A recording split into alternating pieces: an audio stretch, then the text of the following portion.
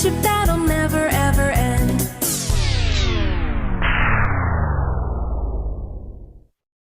Run!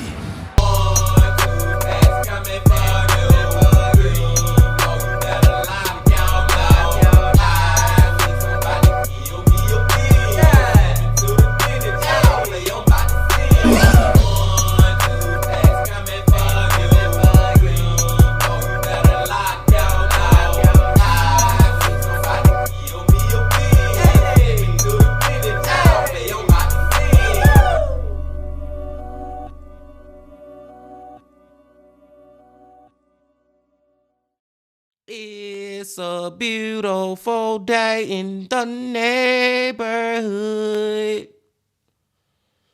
Reaction beanie yo for 149. Day in the neighborhood. My brothers and sisters, we have made it halfway through the week once again, my friends. And I really wish that it was already the end of the week because I am ready for the weekend. But for now, it is hump day. So y'all know who we're about to go back to. Mike from That Chapter. That Chapter Wednesdays, y'all. Hope y'all doing excelente out there today. And I'm glad that you came on back to the channel once again to fuck with the bean. And the title of this video is Killer Realizes Police Dug Up His Horrifying Secret. Now, this just sounds like one of those stories where whoever this killer is, they gonna be lying like a motherfucker, thinking that they have covered their tracks and all that, and then they gonna realize that they ain't cover them good enough when the police drop that bombshell of, we done dug up everything you have done, and you caught red-handed, and then the killer gonna be sitting right there looking crazy as hell, man. Y'all know what I'm talking about. That's how this story sound like it's gonna go. But before we see exactly how it goes, y'all know what y'all got to do. Get whatever you might need. Get what you need, please. Another That Chapter Wednesday. Y'all got what y'all need? Y'all ready to go? Then let's go. Hey you, and welcome. My name is Mike, and in this old video, after a series of disappearances, the police were finally led to a house, right in the middle of the remote Pennsylvanian countryside. At first they were, having a look around and nothing seemed amiss. Then they were told, look over there. They did so. In fact, they wouldn't stop digging for a long ass time because they found a hell of a lot more than they were expecting to. And the owner of the house, one Hugo Selensky, he's probably the scariest serial killer you've never heard of. An accused double murderer is on the run. Before we get into it, please click that little old subscribe button to see new videos every single week. Now, let's give it a go. Let's give it a go. And get whatever you might need. And I didn't know that Mike was literally talking about that the police was digging up something up out of the ground. I didn't know he was using that in a literal sense. And now it got me thinking, then on top of that, that whoever this dude is, he a serial killer. So that got me thinking like, dude, this man probably got some bodies on his property buried. Let's give it a go.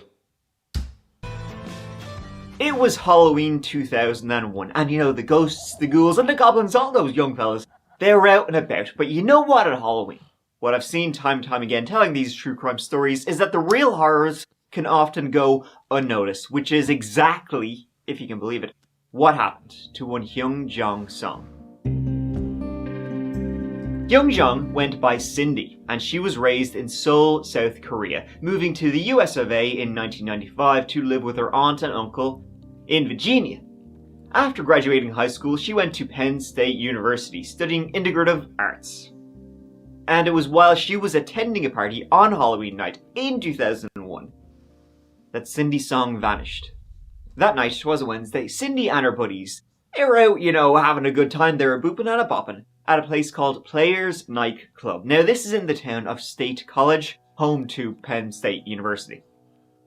They had a grand old time, they were giving it socks, and then they left the nightclub at about 2 a.m. They went back to a friend's house, and then they were gaming all night till about 4 a.m. Everyone was having a good time. Cindy, she was dressed up as a bunny, she had the ears, she had a tail, she had the whole kit and caboodle. So it was at 4 a.m, which I think they call the wee hours, of November 1st, that Cindy was dropped off at her home, at her place, on Clinton Avenue. She was dropped off outside her door. They said, you know, catch you later. And Cindy was never seen again. Later on that very same day, November 1st, Cindy's roommate, who was out of town, returned and saw nothing out of the ordinary at their place. No signs of anything amiss. The doors were locked in the apartment. It would be a couple of days before the police would be called and a search would begin.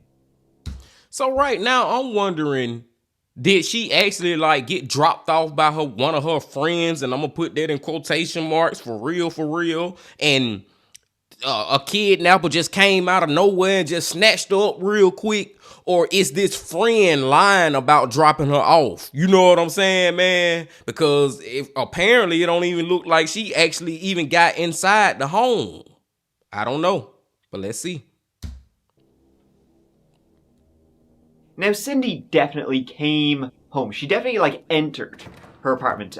Inside her place, they found the backpack she'd been wearing that night. Her fake eyelashes were, on the countertop. So it appears she had been dropped off at 4 a.m, went there, and then left of her own accord. Okay, I take that back what I just said. I was thinking that Mike was saying because when her roommate got home, she didn't see nothing amiss. You know what I'm saying? So I'm thinking that she ain't even entered the apartment. But now the fact that she entered it and there's no sign of a struggle, no blood, no nothing, no broken glass or no nothing, it do seem like she just left on her own accord. But at the same time, in these kidnappings, sometimes a kidnapper can just pull a gun out on you and be like, get out this house and get into my car. And some people will do it because hell, you got a gun pointed at me.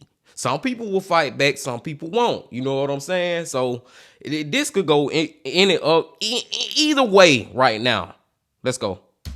Her keys and purse, however, weren't in the apartment, so her friends, knowing Cindy, suspected she had probably popped out early that morning to a nearby 24-hour convenience store to get a snack or something.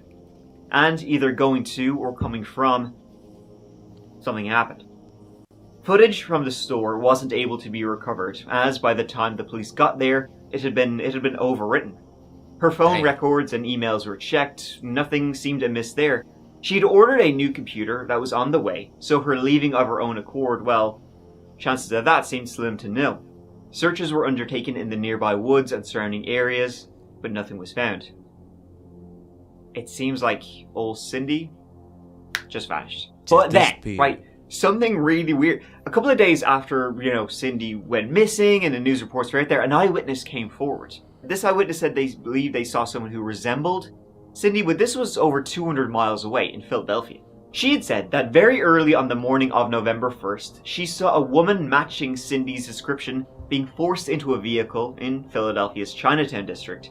She said the woman was screaming, and then the guy who was doing the forcing was shouting at this witness to basically get the hell out of there. And now how Cindy would have gotten from State College to Philadelphia in those couple of hours remains unknown, but a sketch was done of this person. It was provided by the police. So, who took her? Was it just a random crime of opportunity, or was it someone Cindy knew, who knew all about her and was able to get her out of her apartment? But that was it. Nothing more was found about Cindy. And speaking of people knowing things about you that, you rather they didn't. Here come Mike with his commercial, man. But yes, that's another possibility, y'all. That whoever kidnapped her didn't literally go there and just snatch her up and out of her home. Maybe she went on her own accord. Maybe she consented to going with this person. And if that is her 200 plus miles away, that would just let you know that, man, listen, whoever this is was targeting her. You know what I'm saying, man? I don't know, y'all. This one here, it just can go so many ways. I'm gonna take it back right here and let's continue. It's out there on the internet, but you know what? Horror's got your back, so it's all good. Now, let's get back to the video. About 2 years passed since Cindy's mysterious vanishing, and something shady was afoot in northeast Pennsylvania. See, there had been a spate of burglaries. Back Mountain is about as rural as it gets without it being just, one of the big ol' empty fields, and it is in Luzerne County, Pennsylvania. It's about a 30-minute drive from Scranton, Pennsylvania, and the only reason anybody knows that is because of the office. And, you know, Back Mountain is kind of a place where, unless you live there, you have no reason to be there at all. I know you're excited, but that's where we are for this one. After finishing work at around 2 a.m. on March 25th, 2003, at her uncle's pub, Dugan's, Ellen Smacka had returned home about 15 minutes later. There, at her home, Ellen was confronted by two masked men who were like waiting outside her house for her. They attacked her, they grabbed her, and they grabbed her purse, and they made her purse contained about $600 in tips she had made that night. It was all over in a couple of seconds. Terrifying, and it sucks to lose that much money, especially when you're robbed outside your own front door. And then Ellen obviously freaked out. She went into her own house anyway. She began checking. She found some expensive bottles of alcohol. Fuckers are taking them too. The one time you need a drink. Though days later, strangely, her purse just magically appeared at the bar, Dugan's bar, though, you know, minus the $600 she had made that night. 2 months later, Ellen's house was robbed again. This time $900 were taken. Poor Ellen. Right, and it would turn out that a year before, she had been robbed, like, previously. Her car had been broken into, and like $600 had been yoinked out of her car. Ellen was fuming. She was pissed off, as you can imagine. So she went to the police. And again, rural area, that kind of stuff. So the cops asked her, like, listen, who do you think could be doing this? She says, I know exactly who's doing this. It's friggin' Hugo Zelensky. Zelensky was dating Ellen's then best friend, Christina. And she had known him since high school and was aware of his reputation and had heard about him committing other thefts. Ellen had noticed, that Hugo, as I said, dating her best friend, but he would disappear for long stretches of time and then come back. Jesus, full of cash, splashing around. Well, he never had a job, ever. Ellen also said, Hugo knows where I live. He knows probably my schedule. He knows where I work. He knows that I make a lot of money in cash, right, for tips. So, guy with a history. And guess what? Hugo has a accomplice, right? This guy named Paul Weekly, who also has a history of burglaries. Fucking Dumb and Dumber, the gruesome twosome.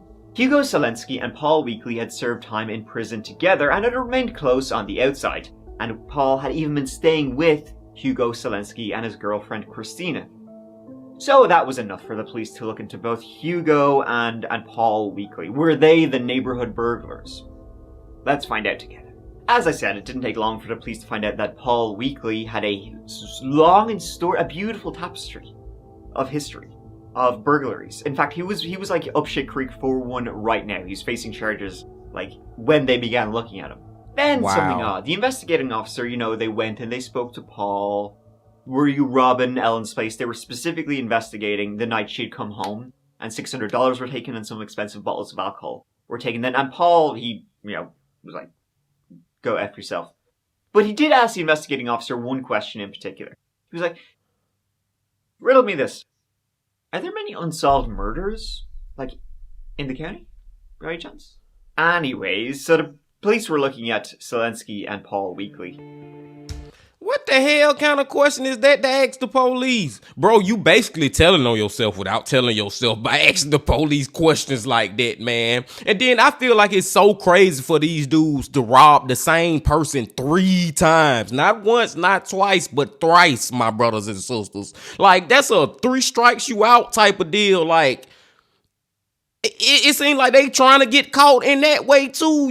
This lady gonna catch on to is you robbing her, bro. She know you. She know your history. She know what's going on. You are her best friend, supposedly boyfriend. Like, come on, dude. And you gonna choose her to rob 3 times? Dude, you gonna get caught. And eventually.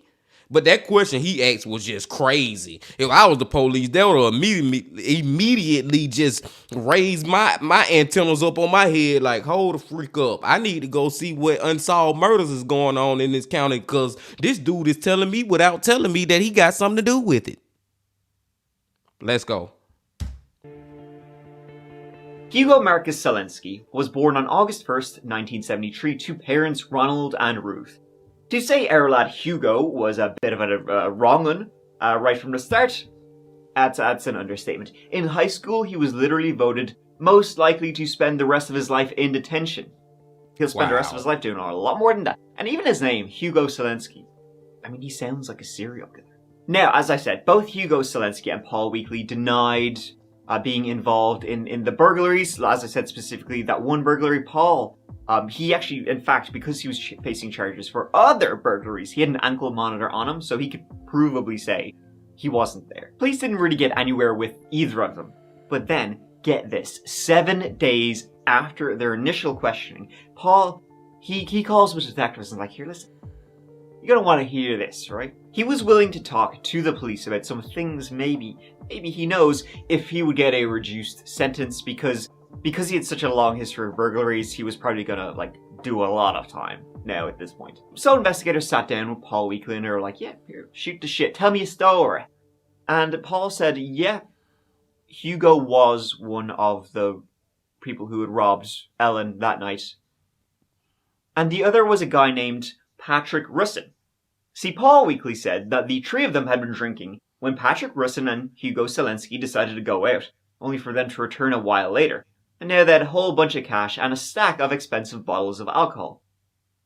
Not only were the things Ellen was missing from her home, but while Paul was talking to the investigators about this, about what had happened, he told the investigators, call Ellen right now and ask her where her high school diploma is.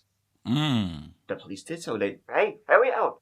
Where's your high school diploma? And she's like, I'm going to have a look for it. Boom! Paul, I got it right here. Proving that his story was true, that they had stolen money, they'd stolen alcohol, and stolen her high school diploma, which is like a bit of a dick move. And then Paul Weekly... It's a dick and weird move. Like, why y'all stole a high school diploma? But I was kind of believing Paul from the beginning. Like, this dude probably ain't telling no lies because of what he got going on. He ain't trying to do a lot of time for this. And then, him bringing another person into the story, though, that's where I was like, whoa, you know what I'm saying? But all this is talking about is a freaking robberies, put an S on it. But the main thing is the killing part. And I think it's more than one victim, y'all. And I think Hugo is the one who did it. And Mike went lying, man. He wasn't telling no lies. Y'all know y'all gotta agree with it whether you want to or not. Not trying to be judgmental or, you know what I'm saying, or categorize people in one box or whatever. But Hugo Selensky or whatever, he do sound like somebody who was a freaking serial killer. That is a serial killer name if there ever was one. Let's keep going. It's getting interesting, y'all. It's getting interesting. Weekly had to say, guess what? Right, you get this. Burglaries are only the tip of the mother effing iceberg. Paul Weekly said that Selensky was a serial killer and needed to be stopped. According to Paul Weekly's statement, Hugo Selensky had killed at least 2 people that he knew about. When asked who the victims were, Paul Weekly gave the names of missing local pharmacist Michael Kurkowski and his girlfriend Tammy Fassett.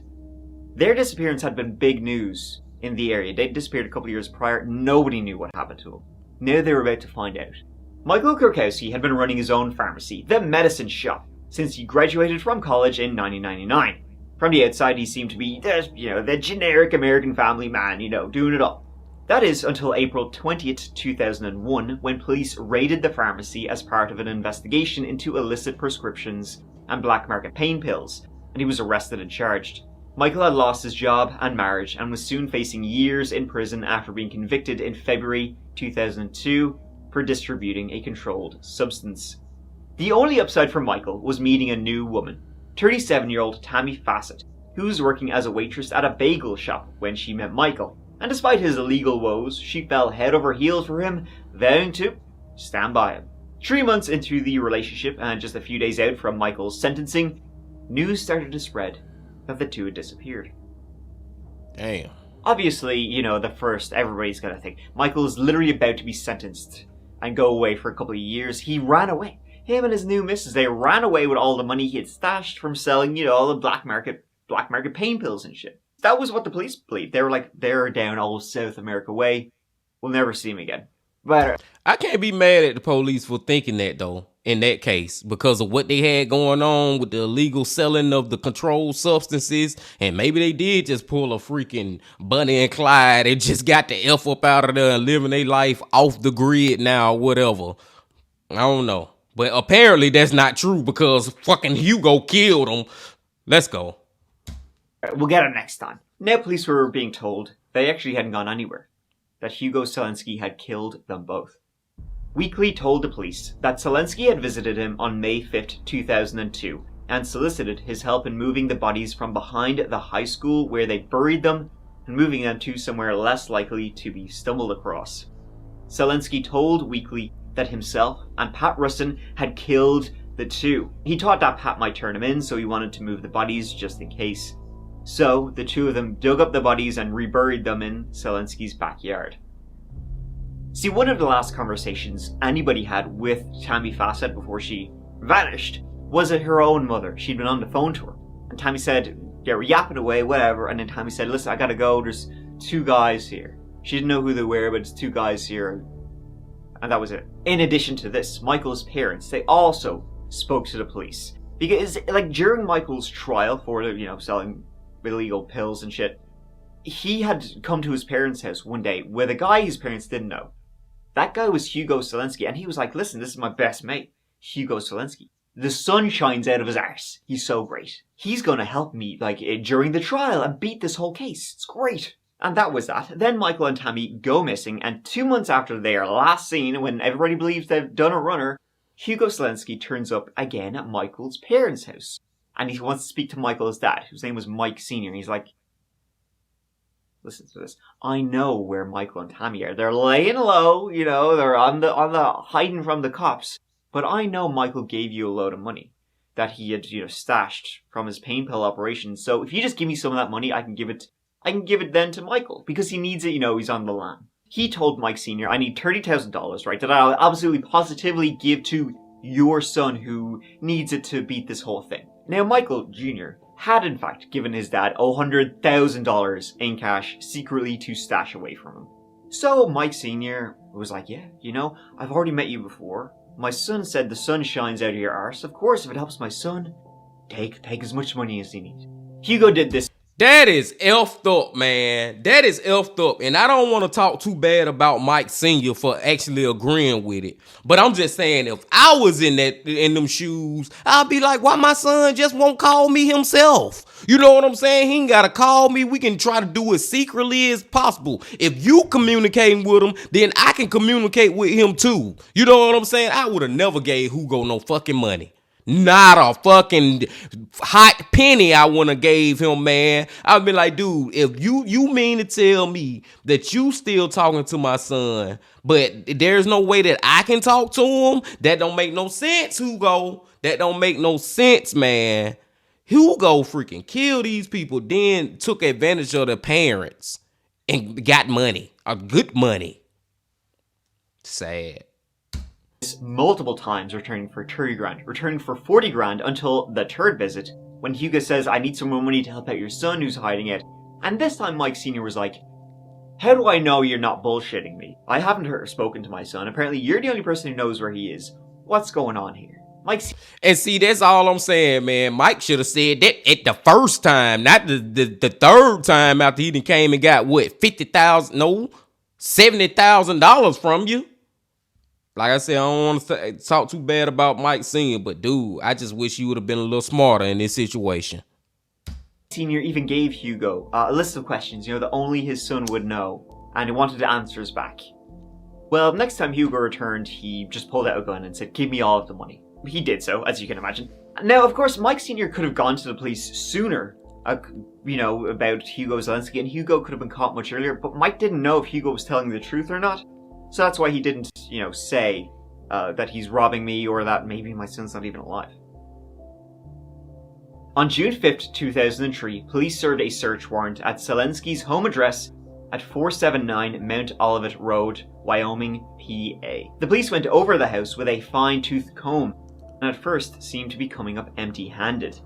That is, until Paul Weekly told them exactly where to dig. The excavation team quickly recovered the bodies of Tammy and Michael. The cause of death was later ruled to have been asphyxiation. The two victims had cable ties tightened as far as they would go around their throats before being left to die. And that was only the beginning of what they found in Selensky's yard. Not only did they find the bodies they were looking for, they also found a whole host of burnt bone fragments, which at first estimate was believed to have come from as many as 10 different people. Damn! It would ultimately be determined that it was in fact Paul Weekly and Hugo Selensky had gone to Michael's house to get the money they knew he had hidden from his drugs operation, and well, Michael wasn't going to leave alive. Tammy she was just there. She was collateral damage.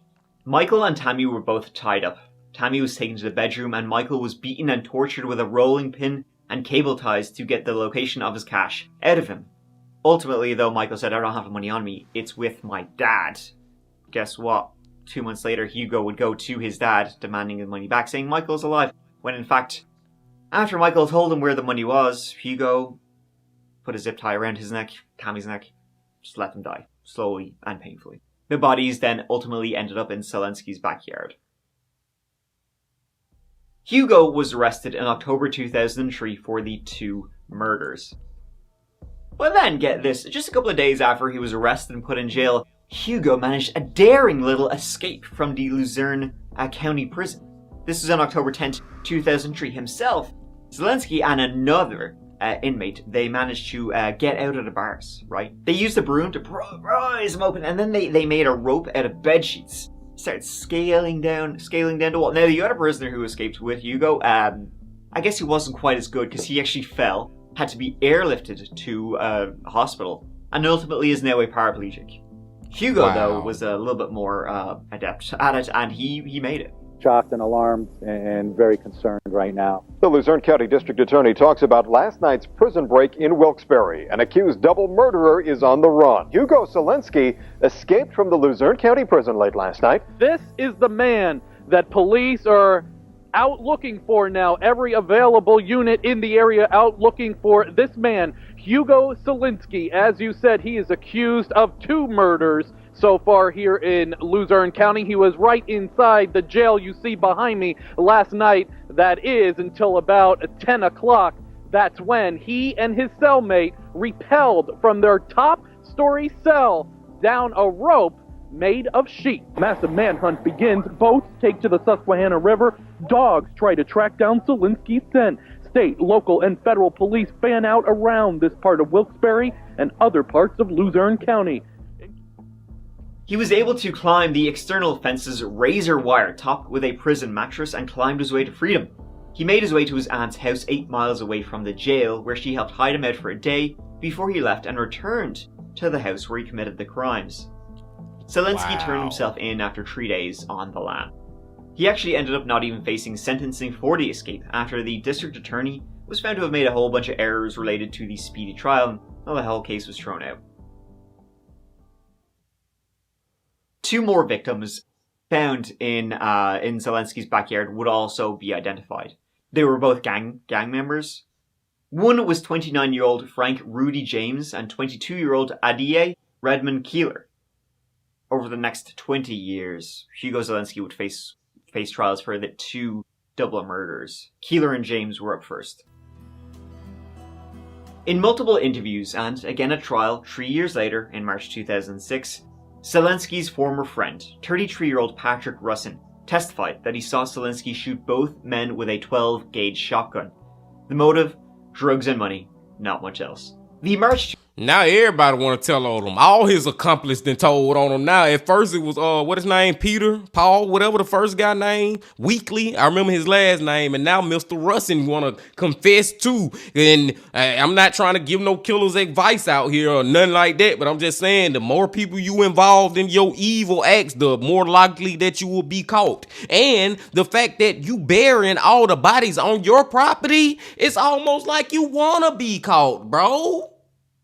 Crazy. If you gonna kill somebody and then police find this missing person, deceased body on your property, who they gonna think did it other than you? It's like, come on, bro. Come on, bro. I'm glad he did. 2006 trial for the murders of James and Keeler ended in a mistrial, simply down to a lack of physical evidence, fibers, DNA, even witness testimony was vague at best. Though he was found guilty of lesser charges related to the burning of their corpses, there simply wasn't enough other than very shaky testimony to say that Hugo Selensky was the one who had actually murdered the 2 men. But his second trial would come around in 2015 for the murders of... Hold on, time out, y'all. I'm sorry. I gotta rewind this because did he get off from the first 2 murders? Did I hear that right? I'm sorry. I gotta take it back, y'all. Let's listen to this. A 12-gauge shotgun. The motive? Drugs and money. Not much else. The March 2006 trial for the murders of James and Keeler ended in a mistrial, simply down to a lack of physical evidence, fibers, DNA, even witness testimony was vague at best. Though he was found guilty of lesser charges related to the burning of their corpses, there simply wasn't enough other than very shaky testimony to say that Hugo Zelensky was the one who had actually murdered the 2 men. But his second trial would come around in 2015 for the murders of Michael and Tammy. And this time it went much more in favor of the prosecution from the very beginning. The murder trial of Hugo Zelensky has been on again, off again for several years. The trial delays involved numerous factors, including appeals regarding evidence. Zelensky's moved to dismiss his court-appointed lawyers and briefly represent himself. Did you want to testify? I'll talk to you at the end. Are you confident going in? I'm always confident. This trial heavily relied on the testimony of Paul Weekly, who said he was there when they were killed. He testified he had helped kill both Tammy Fassett and Michael Kurkowski. Now, Paul Weekly, he had already been sentenced for his part in the double murders. He was facing the death sentence, but he pled guilty. He was sentenced to life in prison without the possibility of parole. And so when he was testifying against Hugo Zelensky, he had nothing to gain. So his testimony was kind of believable.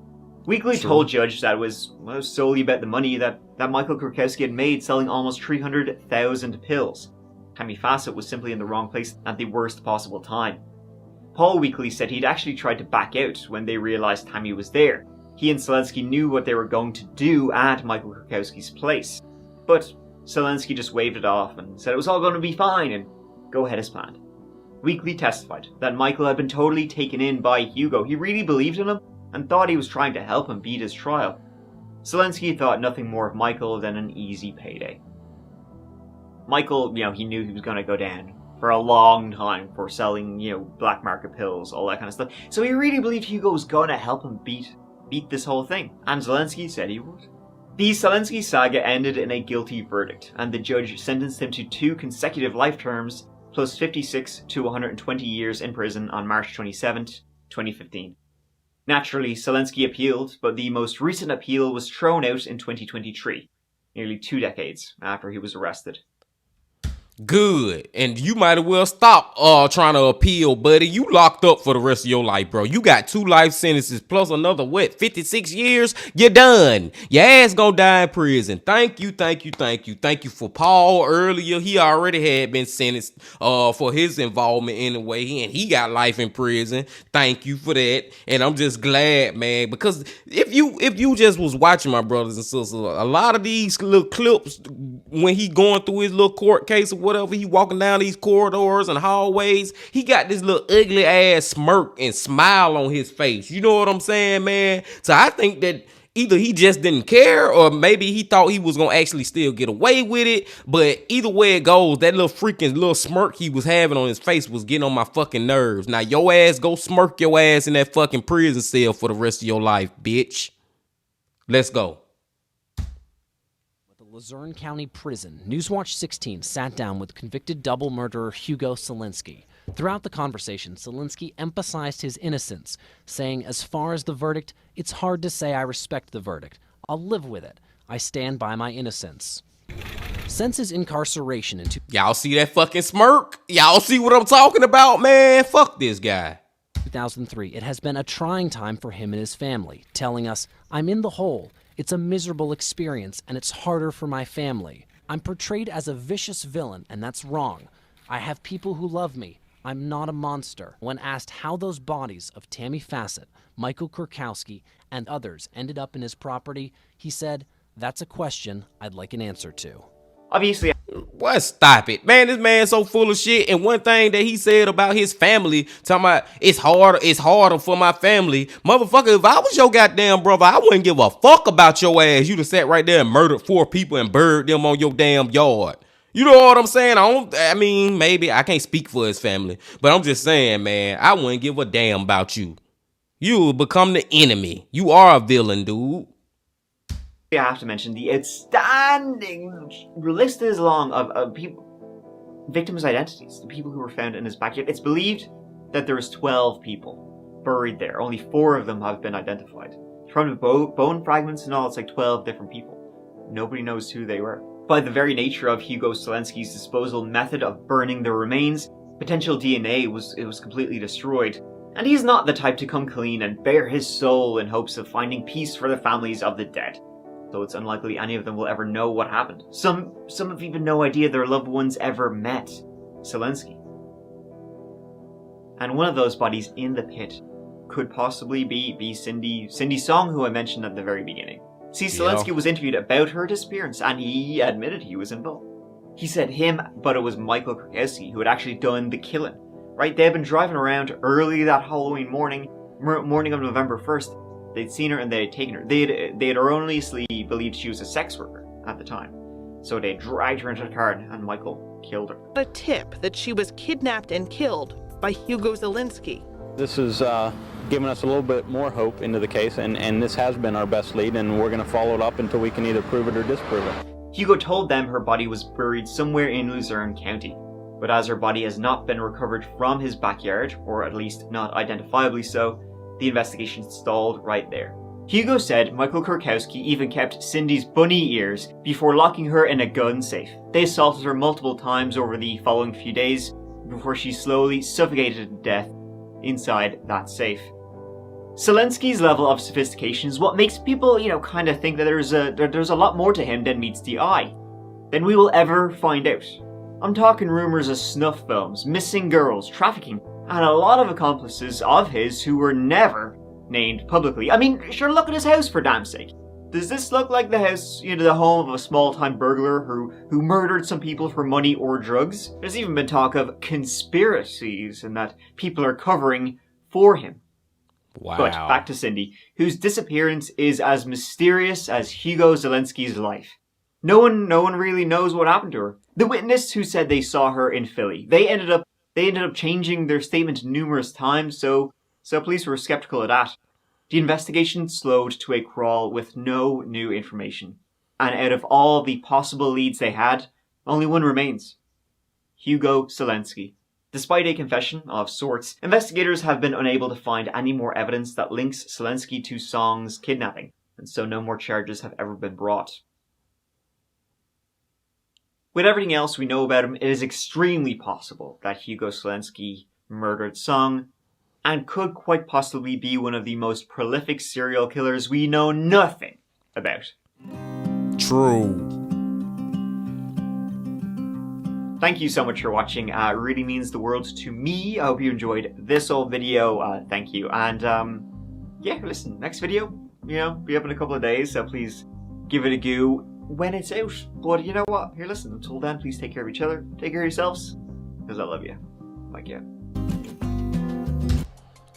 It is always a delight when we get to go back to Mike, y'all. Great video from Mike, as always, like I just said, man. But as far as this story goes, Hugo, like Mike was saying in the end, it's a lot of different theories and stuff that he may be involved in. Like, he do really seem like he got a lot of stuff that the public would never know about. And a sad thing to me is, it's rumored that 12 bodies have been found on his, his property. And I'm pretty sure he killed more than just those 4 people. I just got that feeling in my heart and in my soul. You know what I'm saying, man? And the fact that those victims could never be identified, we would never know. Their cases will always be cold. It will always be unsolved mystery as far as those cases. It's just so freaking sad. I honestly do feel like he did kill Cindy too. I feel like her body or pieces of her body,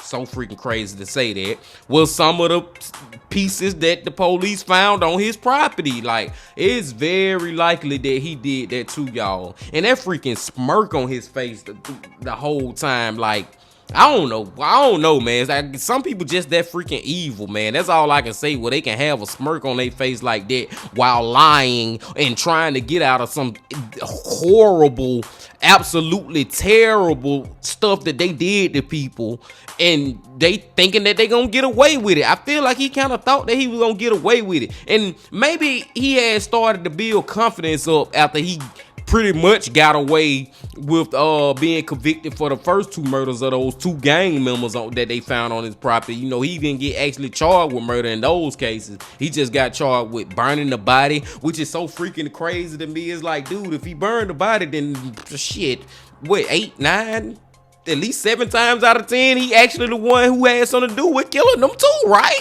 I mean, I don't know, man. I know it's a lot of technicalities when it comes to stuff like that, but at the end of the day, he did get caught, y'all. He did freaking get caught, and he will be in prison for the rest of his life. His accomplices, first of all, I'm glad that they did tell on him, but it just goes to show you, man, you never know who will tell on you in a line of fire. When that line of fire come their way, they'll start singing like a hummingbird. And Paul, weekly, he most definitely started singing, man. And I'm glad that he got life in prison too, man. I feel this story was sad, but I feel like this is one of those ones where I can at least walk away saying that some people were held accountable for these freaking murders, man.